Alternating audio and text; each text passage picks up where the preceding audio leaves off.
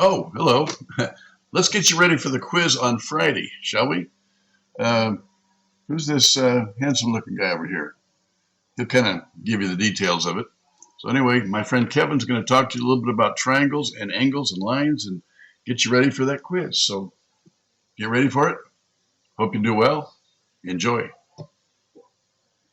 Hello everyone, welcome to this lesson. In this lesson we're going to quickly look at the properties of straight lines and triangles. So here we have a straight line, of course. Now, first thing we need to know is that the angles on a straight line will always add up to 180. So what that means is that if I have a straight line here and I've got this angle on the right and I've got this angle on the left, together that should add up to 180.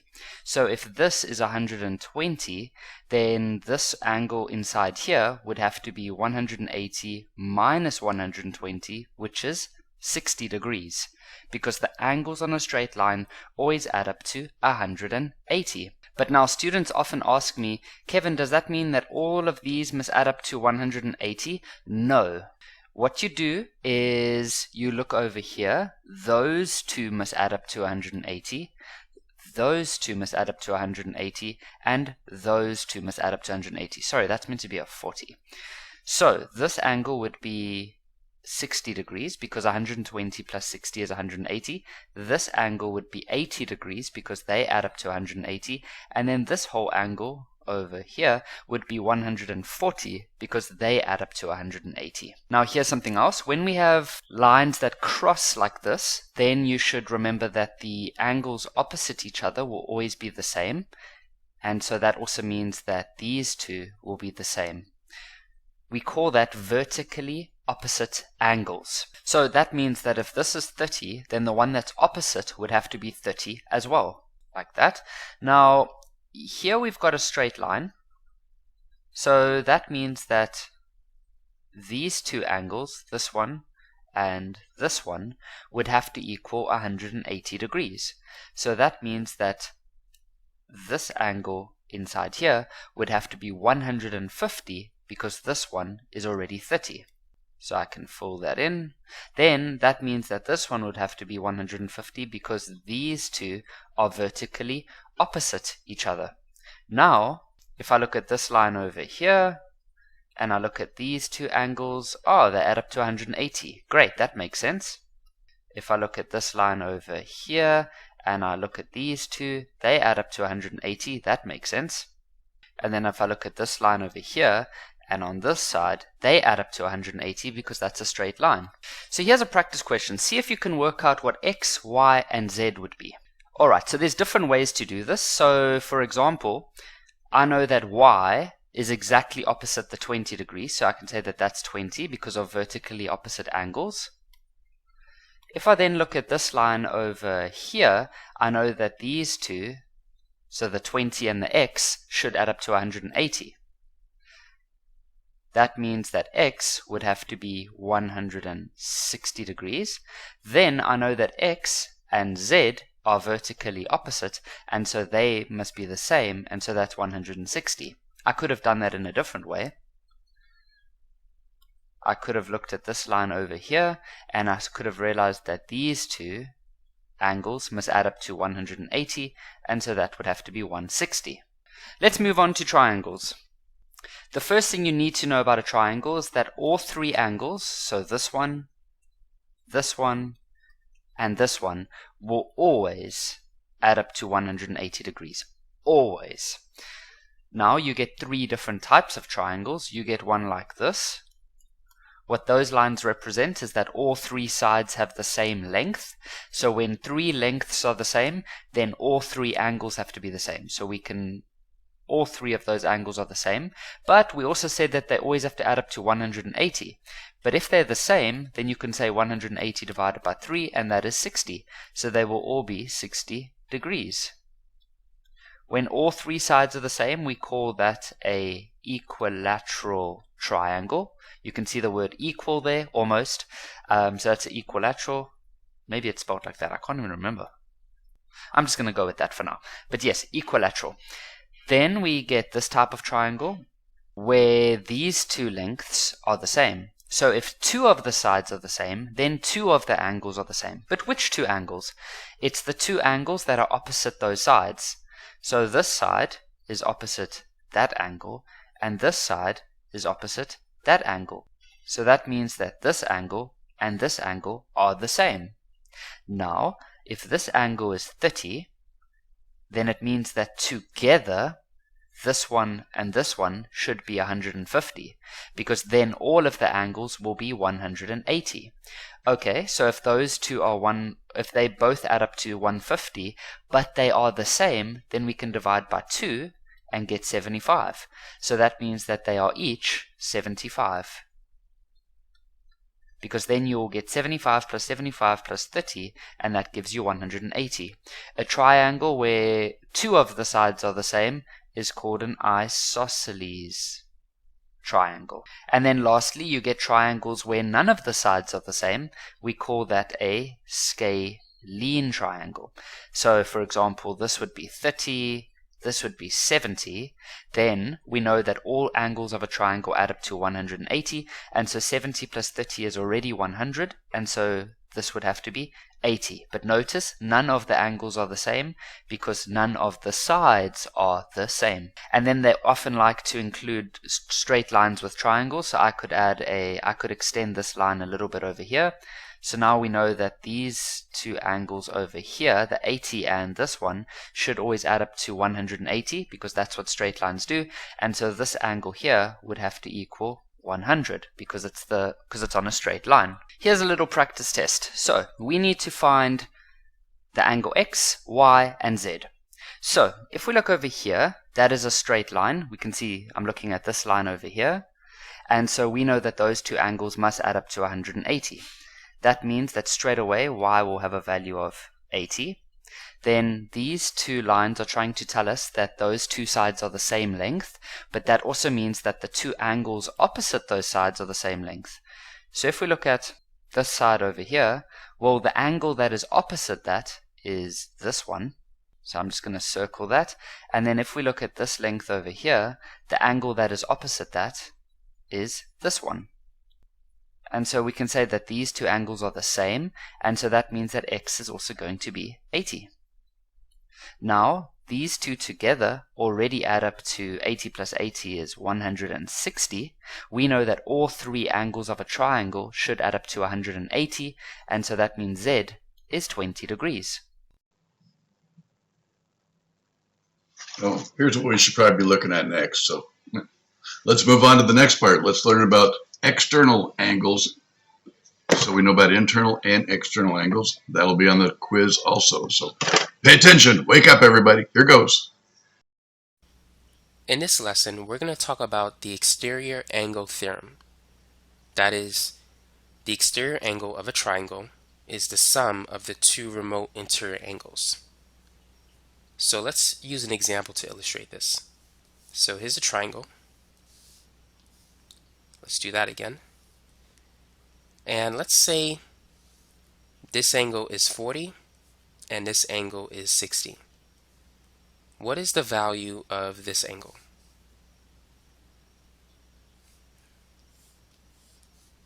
Now before we find the answer, let's call this angle 1, 2, 3, and 4.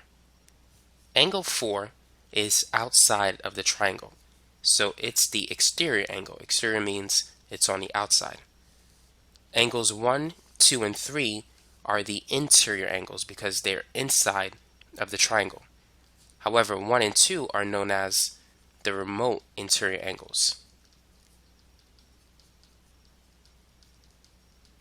And 3 is just an interior angle.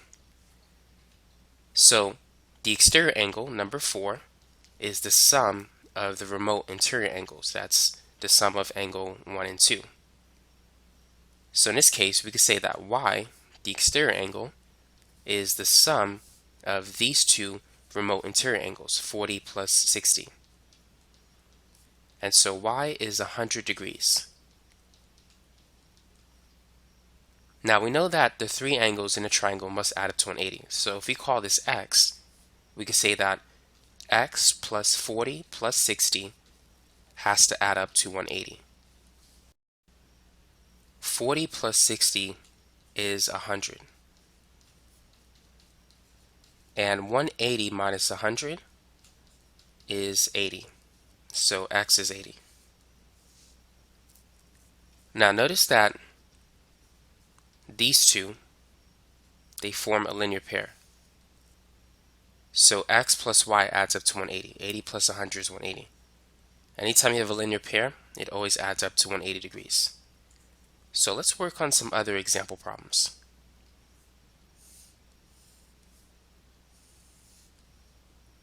So let's say if this is 40, this is x, and let's say this is 110, and this is y. Calculate the value of x and y. Feel free to pause the video. So we know that y, the exterior angle, is the sum of the remote interior angles. So we could say that y is 40 plus x. And also notice that 110 and y, they form a linear pair, so they add up to 180. So we could easily find the value of y. So if we subtract both sides by 110, we can see that y is 180 minus 110, or 70 degrees. Now with that, we could calculate the value of x. So 70 minus 40 is 30. So x is equal to 30 degrees.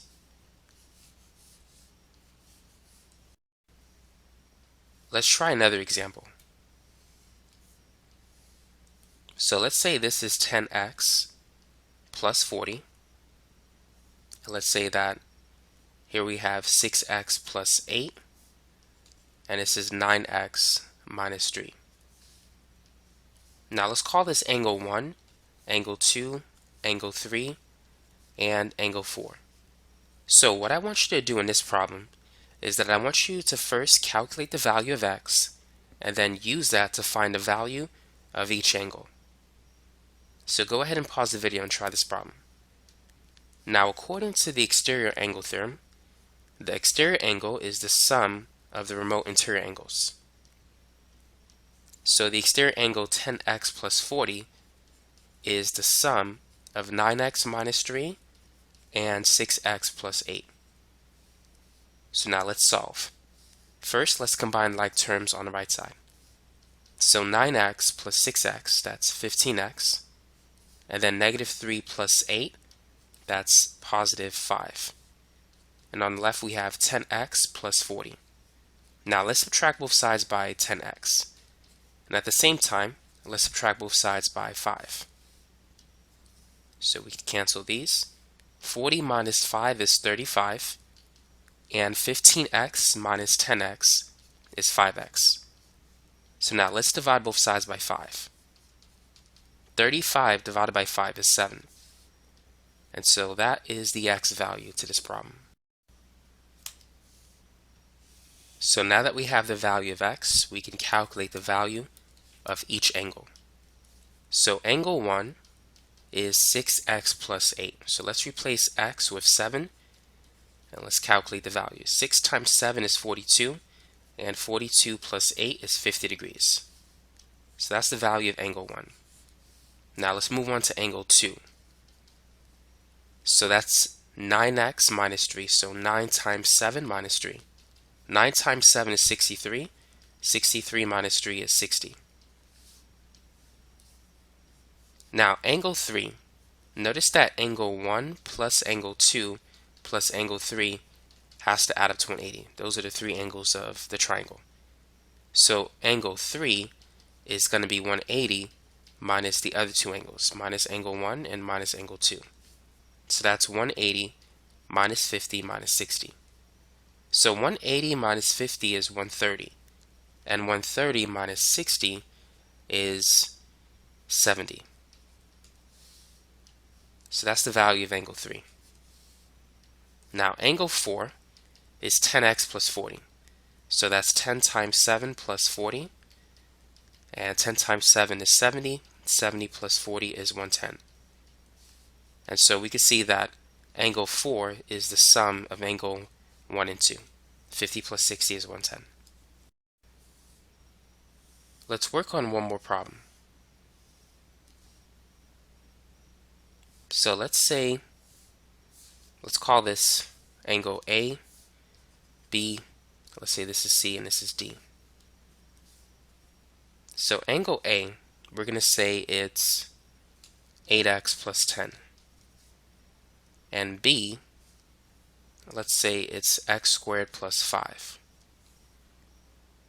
Now let's say BCD is 16x. What is the measure of angle C? Go ahead and work on this problem. So before we could find the measure of angle C, we need to calculate the value of x. So using the exterior angle theorem, the exterior angle, 16x, is the sum of the remote interior angles x squared plus 5 and 8x plus 10. So let's combine like terms. On the right side we have x squared plus 8x, and we can combine 5 and 10, which is 15.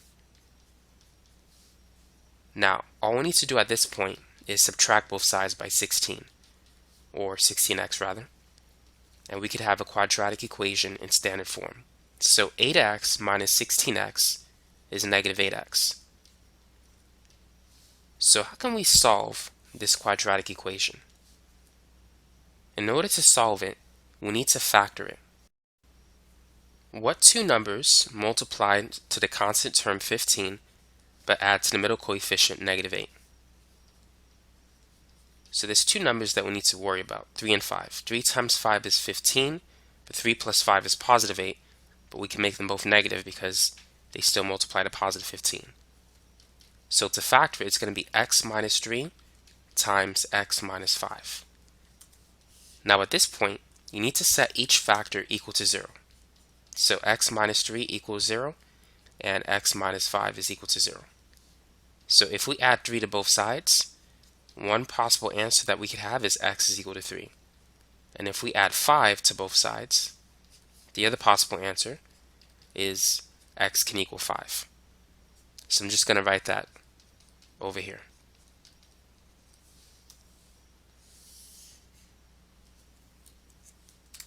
So let's start with the first possible answer, if x is equal to 3.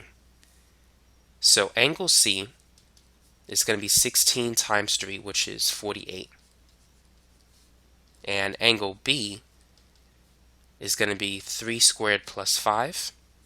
3 squared is 9 plus 5, that's 14. Angle A is going to be 8 times 3 plus 10. 8 times 3 is 24. 24 plus 10 is 34. And then angle C is basically, well, angle C and the 16x angle, they have to add up to 180. So we can say that angle C is 180 minus 16x, or minus 48. I need to distinguish these two angles. So let me adjust their names, because they can't both be angle C. So this is going to be angle DCB. And this is the angle that we're looking for. And that is angle ACB. So ACB, this angle, that's 180 minus 48, which is 132. And so one possible answer for the value of C, which I specify which C this is, meaning BCA or ACB, is 132 degrees. Now let's calculate the other possible angle. So if x is equal to 5. So DCB, this angle, that's going to be 16 times 5, which is 80. And then we have angle B, which is x squared plus 5. So that's going to be 5 squared plus 5. 5 squared is 25 plus 5, that's 30 degrees. And then angle A, 8x plus 10, or 8 times 5 plus 10. So that's going to be 40 plus 10, so 50 degrees. And then finally ACB, that's 180 minus DCB, so minus 80, which will give us 100. So we have two possible answers. It could be 132 or it could be 100. And so we're going to stop here. So that's it for the exterior angle theorem. So now you know what it is, and now you know how to use it to solve missing angles and calculating the value of x. Thanks for watching.